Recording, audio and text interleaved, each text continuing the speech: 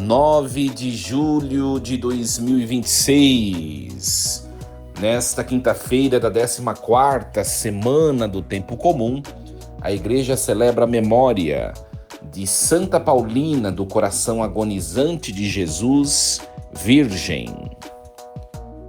Meus queridos filhos e filhas, vos saúdo com a paz de Jesus. Hoje celebramos Santa Paulina.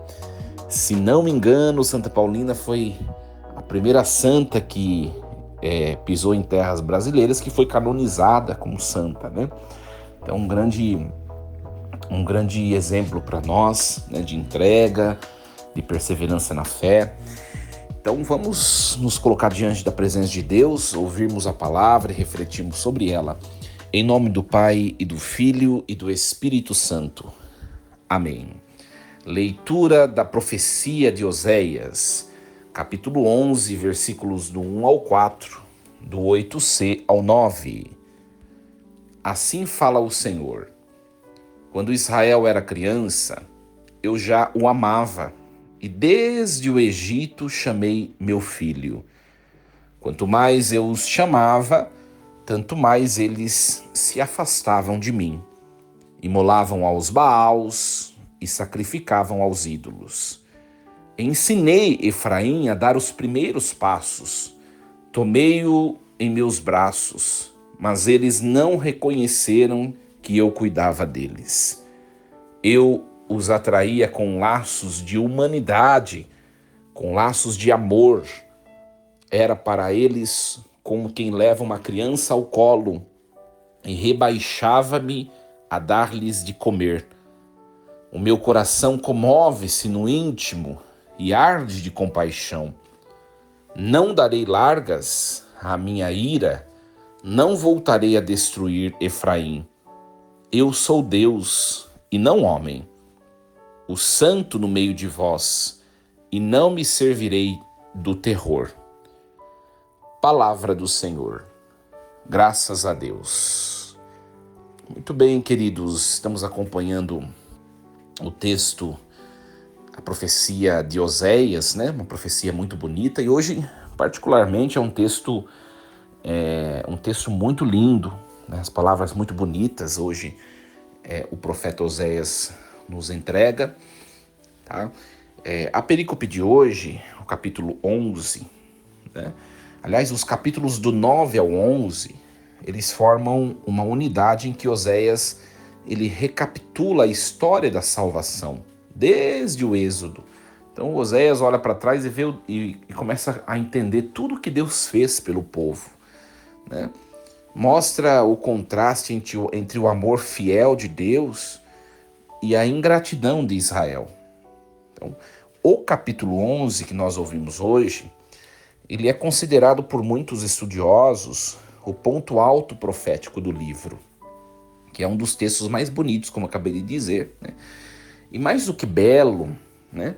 É um dos textos mais comoventes do Antigo Testamento, né? Olha só. E esses trechos que nós ouvimos na liturgia de hoje, que é o capítulo 11, mas dos versículos do 1 ao 4 e do 8 ao 9, a liturgia faz um recorte cuidadoso, né? A liturgia faz saltar, ou seja, omite os versículos do 5 ao 7, que são como que ameaças de juízo, né? Também omite a primeira parte do versículo 8, né? Por quê? Porque a liturgia hoje quer focar, colocar como cerne o amor do coração divino, né? Deus que amou primeiro, Deus que educou o seu filho com ternura, e que mesmo diante da rejeição do povo, Deus recusa destruir porque o seu amor é mais forte que a sua ira, né? Aqui é uma teofania da misericórdia, né? Um texto belíssimo, belíssimo. Então vamos refletir um pouquinho parte a parte dele, né? Olha só, versículos do 1 ao 2. Quando Israel era criança, eu já o amava. Desde o Egito eu chamei meu filho. Olha só. Então, esse versículo 1 é uma autodeclaração de Deus. O verbo amar aqui em hebraico, né, está no tempo, numa análise linguística, né, que nós chamamos de perfeito. Indica uma ação passada com efeitos contínuos. O amor de Deus, ele precede a existência de Israel como nação. Desde o Egito eu chamei meu filho, né? Então, é uma clara referência ao Êxodo, né? O evento fundador da identidade de Israel, né? Então, Deus trata Israel como seu filho primogênito. Olha que forte isso, gente. O amor aqui não é uma resposta ao mérito do povo, mas é uma pura iniciativa divina. Israel não era grande, nem merecedor quando Deus o amou. É interessante. Quantas vezes Deus também, né, gente, nos amou primeiro e nós respondemos com indiferença, não é? Eu estava conversando com a senhora que está me acolhendo em sua casa aqui, que nós estamos fazendo missão em Roraima, e ela me disse que ela convidou a vizinha para ir para a igreja, e a vizinha disse assim para ela: eu não estou sentindo que eu devo ir agora, sabe? Meu coração não está pedindo para eu ir, né? É exatamente o texto de hoje, né? Deus nos amou por primeiro, né? E nós respondemos muitas vezes com indiferença. Com indiferença. O amor de Deus, ele não depende do nosso merecimento. Deus nos amou quando ainda nós éramos crianças espirituais, quando nós éramos imaturos, não é verdade?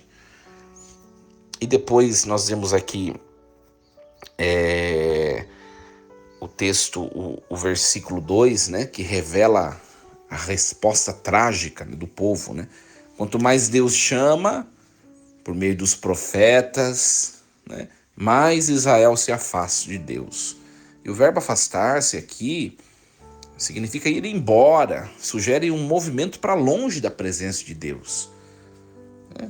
Nós sabemos que o culto aos Baals, né, o culto aos ídolos, não era apenas um pecado religioso, mas era uma traição existencial. As pessoas trocaram o Deus vivo que as libertou da escravidão e do sofrimento, trocaram por deuses da fertilidade que não podiam fazer nada, por bezerros de ouro, não é? Então, o problema não é que Deus se afaste de nós. O problema é que nós nos afastamos dele. E uma pergunta que fica para nós: qual tem sido a resposta ao amor, ao primeiro amor de Deus na minha e na sua vida?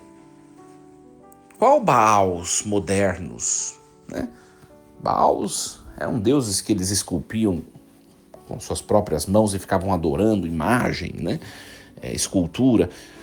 Quais os Baals hoje modernos que podem estar tirando o lugar de Deus no meu coração? O dinheiro, o sucesso, o status, o prazer. O que tem ocupado o lugar de Deus, do Deus vivo em meu coração? Eu sempre volto nesse assunto, né? Eu acho muito importante para vocês que me escutam, que são católicos, né? Nós vemos os nossos irmãos protestantes que abominam o cultivo e a contemplação da arte religiosa, né? Um quadro com a imagem de algum personagem bíblico, que nós chamamos de santo, né? Uma escultura, que também é uma arte, com a imagem de também um personagem bíblico, um personagem histórico da igreja, que nós chamamos de santos, e eles dizem que nós somos idólatras. Gente, todo mundo sabe que um quadro, que uma imagem, uma escultura, é simplesmente um objeto. Se você tacar no chão, ele quebra. É ou não é verdade? Ninguém fica oferecendo, fazendo ofertas para aquela imagem. A imagem é só uma foto, só uma lembrança de alguém que passou por aqui, muito importante. A imagem, por isso nós chamamos a imagem de sacra, né? Ou de sagrada, porque lembra alguém muito importante que está na Sagrada Escritura ou na Sagrada História da igreja, né? Então os irmãos protestantes ficam falando, nos chamando de idólatra. Eles não sabem o que é idolatria. Aqui no Antigo Testamento, o povo adorava essas esculturas do bezerro de ouro como se esse objeto fosse Deus. É diferente. Se o objeto fosse Deus, é diferente, né? Por isso que o Antigo Testamento rechaça imagens e esculturas, porque eles adoravam como se fosse Deus. É bem diferente, não é? E os nossos irmãos protestantes não entendem isso. Gente, hoje, os nossos Baals não é uma imagem da Virgem Maria, não é uma imagem de São João, de São Francisco, de São Pedro, de São Paulo, sei lá, ou do Arcanjo Miguel. Muita gente tem imagens. Isso aí não é Baal, não. Ninguém adora isso. O nosso grande perigo hoje é o dinheiro, né? O nosso grande perigo hoje de tirarmos o lugar de Deus do coração são as nossas preocupações, são os nossos vícios, são os nossos prazeres que nós buscamos de maneira descabeçada, né? Sem pensar nas consequências. Isso sim pode estar tirando o lugar de Deus do coração. E sobre isso ninguém fala, né? No protestantismo. Isso são Baals, isso são perigos, né? Então, depois do versículo do 3 ao 4, Deus diz assim: eu ensinei Efraim a dar os primeiros passos, eu o tomei em meus braços, mas eles não reconheceram que eu cuidava deles. Olha, são metáforas mais ternas, as mais ternas de toda a Bíblia, eu acredito. Deus, ele é retratado como um pai ou uma mãe, né? Que ensinava o filho a andar. Imagem de paciência, né? Quando você está ensinando uma criança a andar, você tem que ficar junto ali, não é? Imagem da paciência divina, imagem de proximidade física, imagem de cuidado diário, porque não adianta você ensinar um dia a criança a andar e depois nunca mais, ela não vai aprender, não é? Olha a imagem atribuída a Deus aqui de um pai ou de uma mãe que acompanha, que permanece e que cuida. E o nome Efraim, né, gente? Já falei para vocês essa semana, Efraim era a tribo líder do Reino do Norte. Por isso que o Reino do Norte, ele é chamado Reino de Israel ou Reino de Efraim. Efraim era a principal tribo. Como lá no sul, que tinha 2 tribos só, Benjamim e Judá. Como lá no sul, a principal é Judá. Por isso o nome do reino ficou Judá. No norte, a principal era Efraim, né? Que personifica todo o Israel, né? Todo o reino. Então, aqui o verbo tomar, né? Tomei-o em meus braços, evoca o gesto de levantar uma criança que caiu, né? Então a expressão, depois nós vemos no texto, não reconheceram. Essa expressão é carregada de ironia trágica. O povo que deveria conhecer a Deus no sentido da aliança íntima, né? Esse povo não reconheceu quem cuidava deles, né? Deus não nos educa à força, né, gente?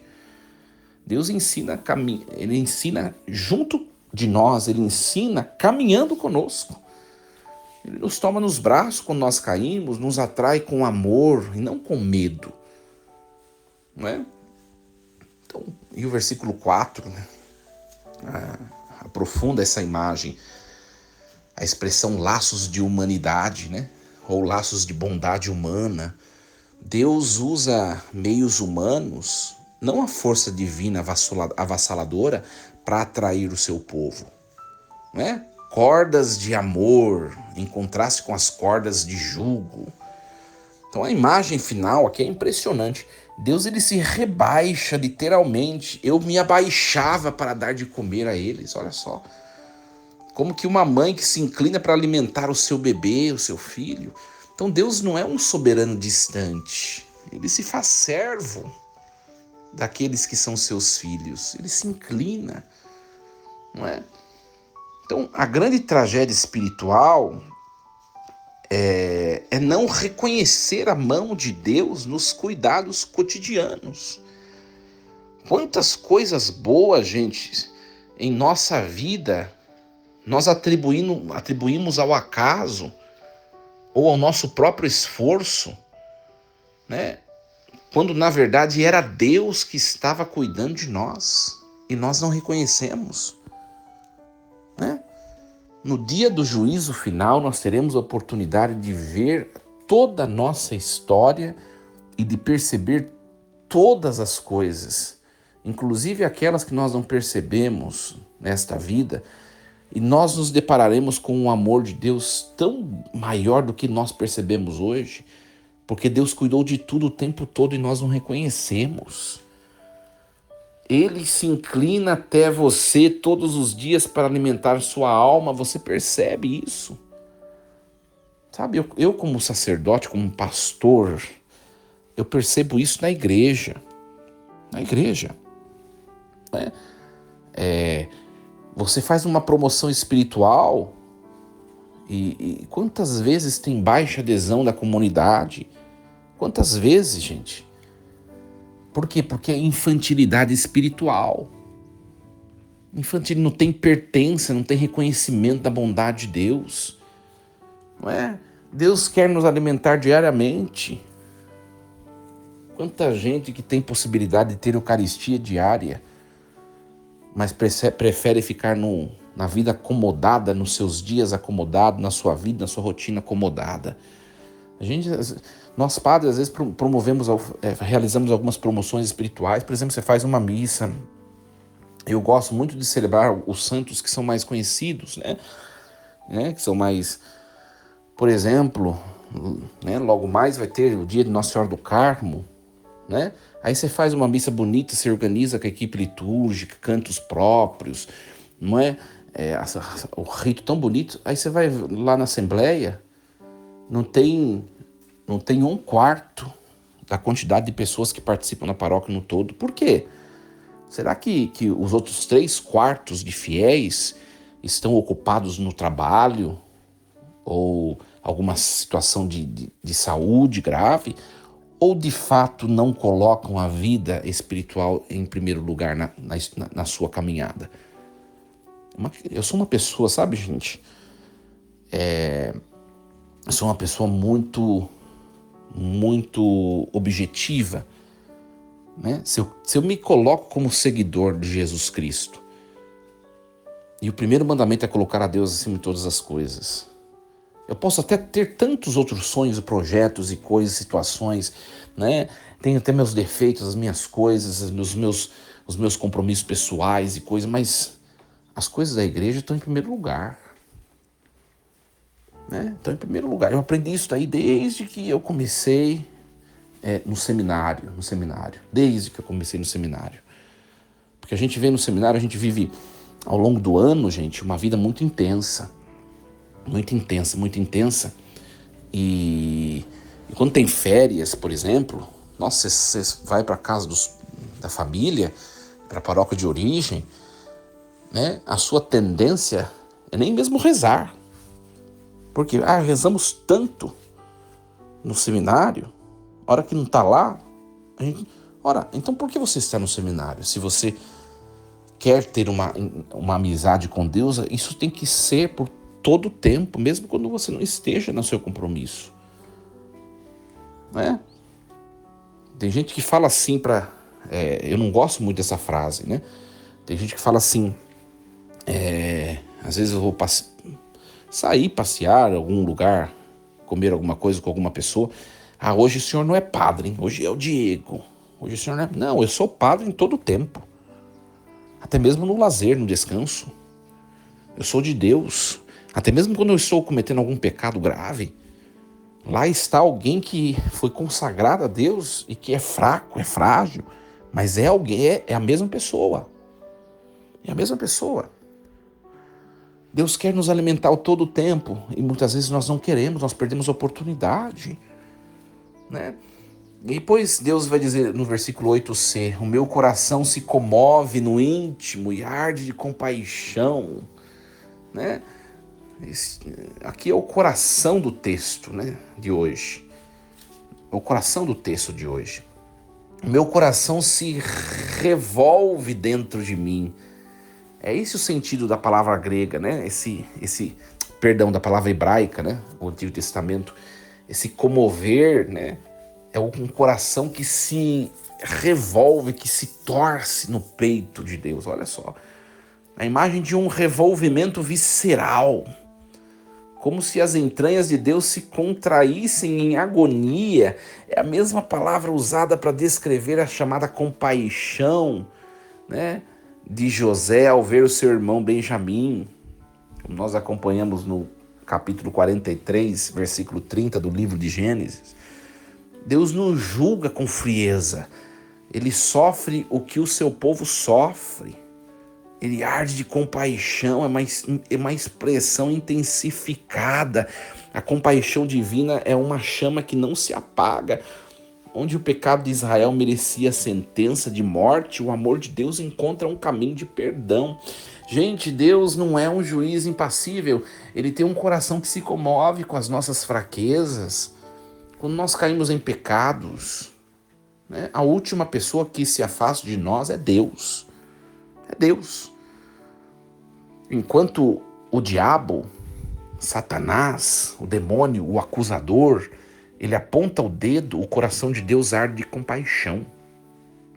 Então, a pergunta que esse versículo faz, nós confiamos nesse amor ou ainda nós achamos que nós precisamos merecer o perdão de Deus? Gente, nós nunca vamos merecer nada.